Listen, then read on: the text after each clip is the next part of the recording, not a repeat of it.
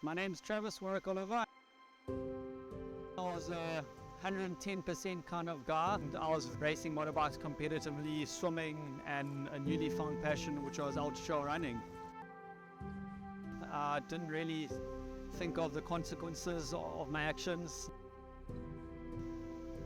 Had a motorbike accident in 2020, a week prior before the national lockdown, which led me to enduring 7 surgeries on my ankle.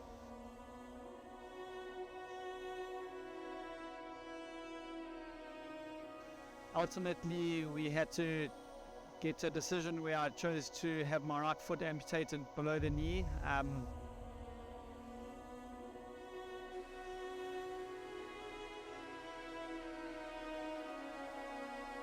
Healing process was doing a lot of hyperbaric chamber, and diet was key to this part of my healing. I recently just found the harvest table and I started using their collagen, which I feel was a huge aid in my process to achieving the extraordinary things that I did after I selected to have my leg amputated. So after my amputation, I got my first prosthetic limb 4 weeks after surgery happened, which was unheard of. Healing was super great. My specialists, my prosthetists, everyone was super happy for me to get back onto my new leg.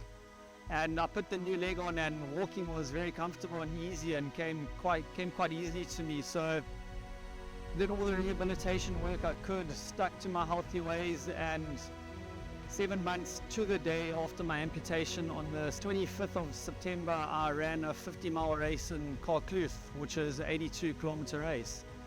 Very unheard of. I don't think there are too many people in the world that have had an amputation and run 50 miles 7 months on the day afterwards. Very fortunate enough to have my community, friends, family, and people from around the world contribute to a motorbike that I auctioned off, and I raised 250,000 Rand, which bought me my first few legs, my first running leg and my first everyday leg. And I was sitting with my prosthesist one day, and I just said to him, how do people, the normal person, how do they afford a prosthetic limb? Medical aid don't cover too much, we don't have much government funding. And he said, listen, people just get by, they don't get the luxury of having the legs that you have. And we came up with this idea to open up a non-profit, and that's where Rejuvenate South Africa was born. Raise fund was the first time we raised funds for Rejuvenate. I ran Ultra Drakensberg, which was a 160-kilometer race through Lesotho and through the Drakensberg Mountains. I raised money for a girl named Joy, who my gran adopted many years ago, and she was in need of a new wheelchair. So we're very fortunate enough to raise a total of 50,000 Rand for Joy, which bought her a new wheelchair and has changed her life ever since. So now we are moving on to bigger things. We're approaching corporate companies. We are doing fundraisers, golf days, pretty much anything that we can do to get money in to help people in need.